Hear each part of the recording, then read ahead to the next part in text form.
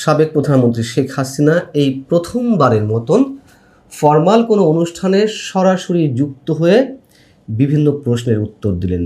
তিনি লাইভে যুক্ত ছিলেন ঠিকই, তবে ভিডিওতে নন। এবং এই প্রথমবারের মতন সাংবাদিকদের সরাসরি প্রশ্নের উত্তর তিনি দিলেন।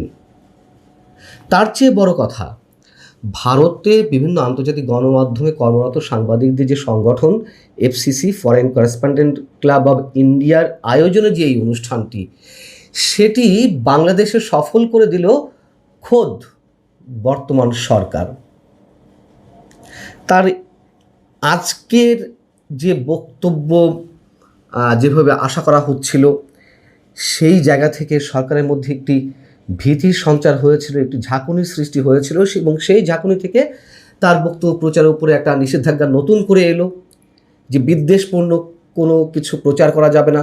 আবার সরকারি নীতি নির্ধারকদের কেউ কেউ সরাসরি বললো যে বক্তব্য প্রচার করলেই মোটামুটি ব্যবস্থা নেওয়া হবে। যা হোক, অনেকের ধারণা ছিল যে এই অনুষ্ঠান থেকেই শেখ হাসিনা দেশে ফেরার বিষয়ে সরাসরি নির্দিষ্ট দিনক্ষণ তিনি ঘোষণা করবেন। তার চেয়েও বড় বিষয়, সরকারের মধ্যে যেই গুঞ্জনটি ছিল যে তিনি বোধহয় বিশেষ কোনো নির্দেশনা দিবেন, যেহেতু অনুষ্ঠানটি 5 আগস্ট হচ্ছে। তো সেই জায়গা থেকেই এক ধরনের দোলাচলের সৃষ্টি হলো সরকারের মধ্যে, এবং সরকার যত বেশি নিষেধাজ্ঞা জারি করলো, তাতে কি হলো, ভারত এবং বাংলাদেশের, আওয়ামী লীগ তো বটেই, ভারত এবং বাংলাদেশের বিভিন্ন শ্রেণী পেশার মানুষের মধ্যে আজকের এই অনুষ্ঠান নিয়ে তীব্র কৌতূহলের সৃষ্টি হলো। স্বাভাবিকভাবে এর আগে শেখ হাসিনার এ ধরনের বক্তব্য অনলাইনে যতটা মানুষ অ্যাটেন্টিভলি না শুনেছে, তার চেয়ে অনেক অনেক বেশি গুণ মানুষ আজকের তার এই বক্তব্য শুনেছে। ঠিক 6:30টায় লাখ লাখ মানুষ বসে গেছে সোশ্যাল মিডিয়ার সামনে, এবং সোশ্যাল মিডিয়ায় সকাল থেকেই বিভিন্ন ব্যক্তিগত প্রোফাইল থেকে কোন লিঙ্কে তার এই অনুষ্ঠান শোনা যাবে, দেখা যাবে, সেগুলো শেয়ার হচ্ছিল। এবং আওয়ামী লীগের ফেসবুক পেজ থেকে শুরু করে সজীব ওয়াজেদের যে ব্যক্তিগত প্রোফাইল, সেটি থেকে শুরু করে অসংখ্য মানুষ এটি শেয়ার করেছে।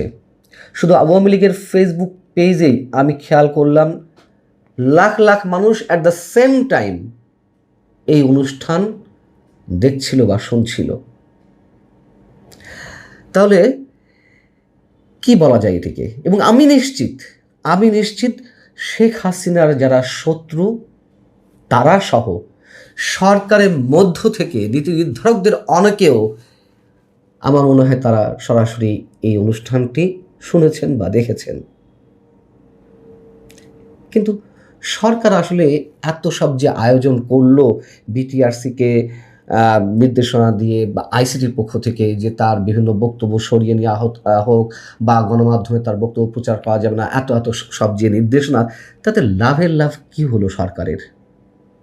আবার সরকার সম্ভবত ভেবেছিল যেহেতু 5 আগস্টের দিনেই এই অনুষ্ঠান, সেহেতু সেখান থেকে শেখ হাসিনা কি না কি নির্দেশনা দেন দলীয় নেতাকর্মীদের উদ্দেশ্যে, আর নির্দেশনা শুনেই হাজার হাজার নেতাকর্মী হুড়মুড় করে রাজপথে নেমে এসে যদি কোনো ধরনের অস্থিতিশীল পরিবেশ সৃষ্টি করে, সম্ভবত সে কারণেই বক্তব্য প্রচারের আগেই শেখ হাসিনাকে ঘিরে বা তার বক্তব্যকে ঘিরে সরকারের মধ্যে এক ধরনের উৎকণ্ঠা তৈরি হতে থাকে। বাংলাদেশের অনেক গণমাধ্যমই আজকের এই অনুষ্ঠানের কোনো খবর দেয়নি, অনেক গণমাধ্যম। তাতে কি, ভারত সহ বিভিন্ন আন্তর্জাতিক গণমাধ্যমে এই খবরটি তো এলো, শেখ হাসিনার বক্তব্য উদ্ধৃত করেই তার এই খবরটি এলো। মানুষ কি এগুলো না শুনে বসে আছে, না দেখে বসে আছে? বরং আগের চেয়ে অনেক গুণ বেশি মানুষ শুনেছে, দেখেছে। এই জায়গা থেকে বলছিলাম সরকার সফল করে দিল। এখন শেখ হাসিনা কি বলেছেন নিশ্চয়ই এরই মধ্যে অসংখ্য মানুষ জেনে গেছেন। তিনি 5 আগস্ট আন্দোলনকে কেন্দ্র করে কি কি ঘটেছিল তার সম্পর্কে বেশ কিছুক্ষণ বর্ণনা দিয়েছেন, এবং এই জায়গাটি সরকারের কাছে বিদ্বেষমূলক মনে হতে পারে বিধায় আমি সরকারি নির্দেশনার প্রতি শ্রদ্ধাশীল থেকে সেটি আর পুনর্ব্যক্ত করছে না, বা এটি পুনর্ব্যক্ত করারও কিছু নেই। এইসব কথা শেখ হাসিনা এর আগেও বলেছেন।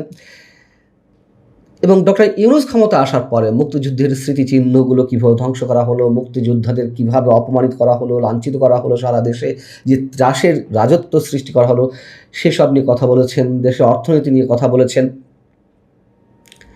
এবং মোটা দাগে তিনি যেসব দাবি জানিয়েছেন যে আওয়ামী লীগের রাজনৈতিক কার্যক্রমের উপর যে নিষেধাজ্ঞা রয়েছে সেটি তুলে নিতে হবে, আওয়ামী লীগের নেতাকর্মীদের মুক্তি দিতে হবে, গণমাধ্যমের স্বাধীনতা নিশ্চিত করতে হবে, এবং যত হুমকি আসুক না কেন তিনি দেশে ফিরবেন। তার বক্তব্য শেষে শুরু হলো সম্ভবত এই প্রথমবারের মতন সরাসরি প্রশ্নোত্তর পর্ব।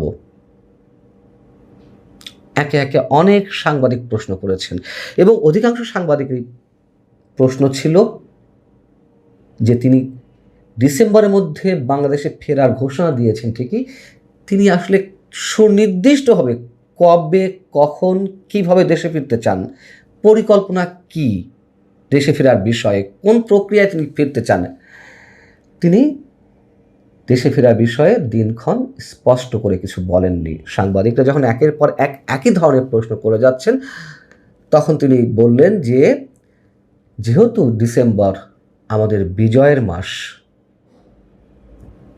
মানুষকে বিজয়ের স্বাদ দিতে তিনি আরও একবার এই ডিসেম্বরেই ফিরে আসতে চান। এর আগেও তো বারবার ফিরে এসেছেন, তিনি তার বক্তব্যে যেসব কথাবার্তা তুলে ধরেছেন যে অনেক হুমকি এসেছে, তাকে কারাগারেও আটক করা হয়েছে, কারাগারে আটকের হুমকি ছিল, তারপরেও দেশে ফিরেছেন, দেশে ফেরার পরে আটক হতে হয়েছে, এবারও যত হুমকি আসুক না কেন তিনি ডিসেম্বরের মধ্যেই ফিরতে চান। সরকারের সাথে আওয়ামী লীগের বা তার কোনো যোগাযোগ হয়েছে কিনা এই প্রশ্নের উত্তরটি দিয়েছে তার পুত্র সজীব ওয়াজেদ জয়। তিনি বলেছেন যে সরকারের সাথে যোগাযোগ এখনো পর্যন্ত কোনো বিষয় হয়নি। তো সরকারের সাথে যোগাযোগ না হলে তিনি আসলে কিভাবে ফিরবেন? পাল্টা এই প্রশ্নের জবাবে শেখ হাসিনা আবারও কথা বললেন। তিনি বললেন যে আমি ফিরতে চাই আমার নিজের মাতৃভূমিতে, এখানে সরকারের কোনো বিষয় নেই। এই হচ্ছে টোটাল সিনারিও, যে বহুল আলোচিত সংবাদ সম্মেলন অথবা এফসিসির যে অনুষ্ঠান 5 আগস্টকে কেন্দ্র করে সেটির মোদ্দা কথা, সরকারের পক্ষ থেকে এগুলো না করলেই বরং